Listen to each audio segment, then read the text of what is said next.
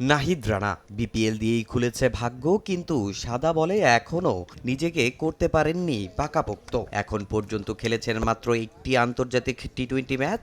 এই ফরম্যাটের বিশ্বকাপের আগে নিজেকে প্রমাণে নাহিদের সামনে এসেছে আরও একটা বিপিএল। 12তম আসর সামনে রেখে এদিন প্রথমবারের মতো অনুশীলন করেছে রংপুর রাইডার্স। নিজেদের হোম গ্রাউন্ডে নাহিদ ছিলেন একটু বেশি সিরিয়াস, ক্ষিপ্রতা বেড়েছে বোলিংয়ে। এবার মোস্তাফিজের সঙ্গে জুটি বেঁধে বোলিং করবেন রংপুরের হয়ে, যার জন্য মুখিয়ে ডানহাতি পেসার। লক্ষ্য একটাই, দলের জয়ে অবদান রাখার। ফিজবের মতো ওয়ার্ল্ডে বলার খুব কমই আছে এবং ধরেন ওয়ার্ল্ড ক্রিকেটে ডমিনেট করেই খেলছে। ওনার সাথে খেলতে পারাটা, ন্যাশনাল টিমে খেলছে এবং ফ্র্যাঞ্চাইজি লিগে একসাথে খেলতে পারা, এটা আমার কাছে অনেক সৌভাগ্য এবং অনেক কিছু শেখার আছে। আমার সবসময় মাথায় এটা থাকে যে আমি আমার টিমকে ম্যাচ জিতাবো। আমার এরকম পার্সোনাল কোনো গোল থাকে না যে আমি হাইস্ট উইকেট টেকার হবো। আমার কন্ট্রিবিউট, আমি দেশের হয়ে খেললে আমার মাথায় এটা থাকে, যদি আমি এই 2 উইকেট নিয়ে ভাইটাল মোমেন্টে ম্যাচ জিতাতে পারি আমি হ্যাপি। যদি আমার কাছে মনে হয় যে আমি উইকেট না পেয়ে টিমকে ম্যাচ জিতাতে পারি তা আমি হ্যাপি। লিটন সোহান রিয়াদদের সঙ্গে তরুণ ইফতি, বিদেশি খুঁজদিল ইফতেকার, কাইল মায়ার্স রংপুরের ব্যাটিং শক্তি, স্পিনের রাকিব আলিস নাইম, পেস ডিপার্টমেন্ট তো আরও ভয়াবহ।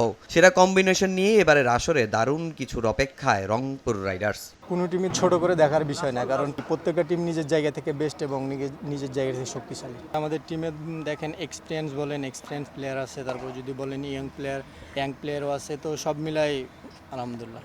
এদিন রাজশাহী ওয়ারিয়র্সও করেছে কঠোর অনুশীলন। আসর শুরুর আগেই প্রমাণ দিয়েছে তারা কতটা পেশাদার দল। পুরো আসরেই মাঠে ও মাঠের বাইরে সে ধারা ধরে রাখার প্রত্যাশা।